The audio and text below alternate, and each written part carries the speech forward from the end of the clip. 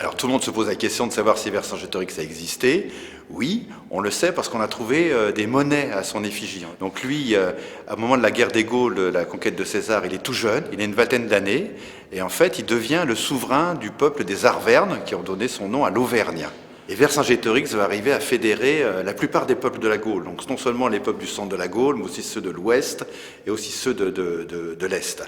Et cette assemblée de peuples qui va réunir pour la première fois la Gaule presque complète va s'opposer à l'occupation romaine. On ne sait pas grand-chose de Vercingétorix, ça tient en quelques lignes dans le récit de César, mais l'image qu'il a dans la société française est extrêmement forte.